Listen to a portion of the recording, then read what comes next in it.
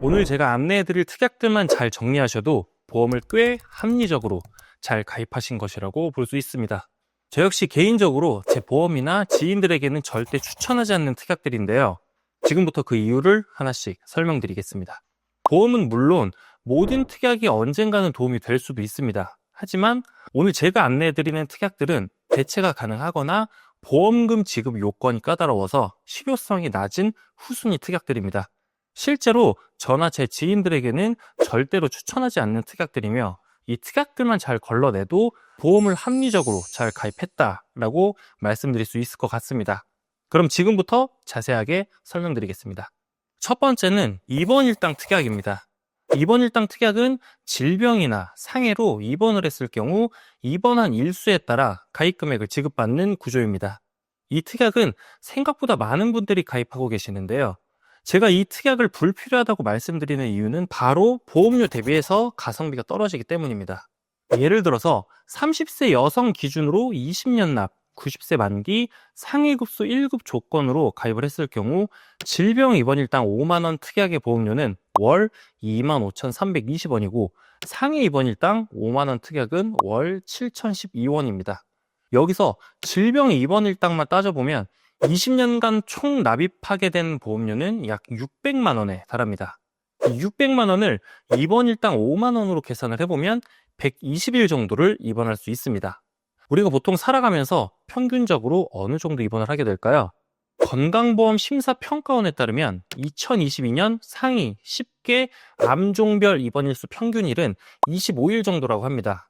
암 환자도 입원일수가 50일, 100일도 넘게 하기 힘든 게 현실입니다. 건강보험 통계연부에서는 우리나라 국민의 연간 평균 내원일수가 1.74일에 불과하다고 합니다. 즉, 암 환자도 입원일수가 50일, 100일 넘게 어렵고 일반적으로는 입원 자체를 길게 하지 않는 추세입니다.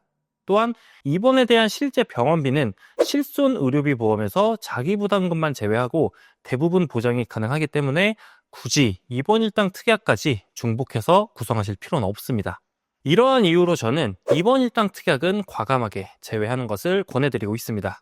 두 번째는 암수술비 특약입니다.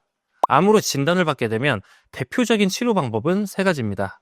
바로 수술, 항암 화학요법, 방사선 치료인데요. 이 중에서 암수술비 특약은 오직 수술을 했을 때만 보험금이 지급되는 구조입니다. 그런데 이 수술의 비율이 생각보다 굉장히 낮다는 사실 알고 계셨나요? 2022년 서울 아산병원 암병원에서 치료받은 암 환자 수는 약 112만 명이었고 이 중 항암 화학요법은 21만 건, 방사선 치료는 11만 건, 그리고 암수술은 불과 2만 건에 그쳤습니다. 즉 전체 환자 중 약 1.9%만이 수술을 받은 겁니다. 이처럼 실제 수술로 이어지는 비율이 낮기 때문에 수술을 해야만 보험금이 나오는 암수술비 특약은 효율이 떨어지는 특약이라고 볼 수도 있을 것 같습니다. 그렇다면 정말 수술을 하게 되면 보장을 못 받느냐? 그렇지는 않습니다. 암수술은 대부분 질병수술비나 질병 1에서 5종 수술비 특약 안에서 3종 또는 5종 수술로 분류되어 충분히 보장이 가능합니다. 따라서 암수술비 특약이 없어도 이미 포함된 다른 수술 특약으로 대체가 가능합니다. 만약 수술 특약 자체가 없다고 하더라도 암 진단만으로 보험금을 수령할 수 있는 암 진단비 특약을 중심으로 구성을 하는 게 훨씬 더 실용적입니다. 이러한 이유로 저는 암 수술비 특약 역시 우선순위에서 제외해도 되는 특약으로 분류하고 있습니다. 세 번째는 후유장애 50% 이상, 80% 이상 특약입니다. 후유장애 특약은 질병이나 상해로 인해 신체 또는 정신에 영구적인 장애가 남았을 경우 장애 정도에 따라 보험금을 지급받는 특약입니다. 그런데 여기서 중요한 점은 몇 퍼센트 이상의 장애여야 보장을 받을 수 있느냐입니다. 예를 들어서 40세 여성 기준 상해 1급 20년 납 90세 만기 조건으로 보험료를 산출을 해보면 50% 또는 80% 이상 장애를 기준으로 하는 특약은 보험료에 비해 보장 범위가 매우 좁습니다. 한쪽 귀의 청력을 완전히 상실해도 장애율은 45%, 양쪽 무릎에 인공관절을 삽입해도 40%, 한쪽 발의 모든 발가락을 잃어도 30%에 불과합니다. 즉 이 경우 50% 후유장애 특약으로는 보험금을 받을 수가 없습니다. 80% 이상 특약은 두 눈이 실명되거나 양쪽 귀의 청력을 모두 잃어야 보상이 가능합니다. 이처럼 보상을 받을 수 있는 확률 자체가 매우 낮은 특약임에도 불구하고 보험료는 결코 저렴하지 않기 때문에 50%나 80% 기준의 제한적인 후유장애 특약은 추천드리지 않고 있습니다. 만약 후유장애 보장을 고려를 하신다면 장애율 3%부터 100%까지 폭넓게 보장을 해주는 후유장애 특약으로 구성을 하는 게 훨씬 더 실질적입니다. 네 번째는 중대한, 말기, 만성과 같은 특정 문구가 들어간 특약입니다.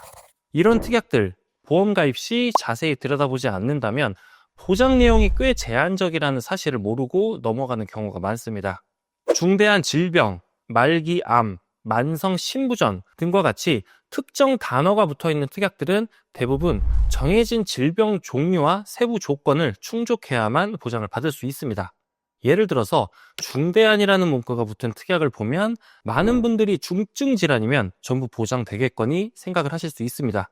하지만 대표적으로 많이 보셨을 CI 보험의 중대한 암, 중대한 뇌졸중, 중대한 급성 심근경색을 보시면 일반 암, 일반 뇌, 일반 심장 진단 특약과는 전혀 다른 보장 기준을 가지고 있습니다.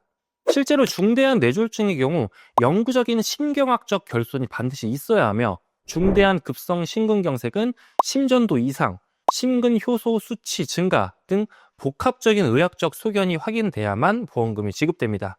이렇듯 약관 조건이 매우 까다롭고 보험금 청구 성공률도 낮기 때문에 이러한 특약은 보험 전문가 사이에서도 사망보다 보험금 받기 어려운 특약이라는 평가를 받기도 할 정도입니다. 따라서 현재 보유 중이신 특약 중 중대한, 말기, 만성 등의 문구가 포함된 특약이 있으시다면 지금이라도 점검을 하시고 과감하게 정리하시는 걸 권해드리고 있습니다. 자, 오늘은 이렇게 보험 가입 시 추천드리지 않는 불필요 특약 4가지에 대해 안내해드렸습니다. 영상 초반에도 말씀드렸지만 모든 특약은 언젠가 도움이 될 수도 있습니다. 하지만 모든 특약을 다 가져가게 되면 그만큼 보험료 부담이 커지고 결국 유지하지 못해서 해지하게 되면 오히려 손해가 발생할 수도 있습니다. 보험은 가입보다 유지가 훨씬 더 중요합니다. 그래서 꼭 필요한 핵심 특약들로만 효율적으로 구성하는 것이 보험을 현명하게 준비하는 방법입니다. 혹시 현재 가입된 보험이 적절한 구성인지 아니면 점검이 필요하시거나 새롭게 설계를 원하신다면 불필요한 특약은 과감히 제외를 하고 가성비 있게 필요한 고장만 남은 효율적인 플랜으로 설계를 해드리겠습니다. 저희 보험선생팀은 매달 각 분야의 전문가분들께서 상품 분석 및 약관 분석을 통해 좀 더 전문적인 상담을 도와드리고 있습니다.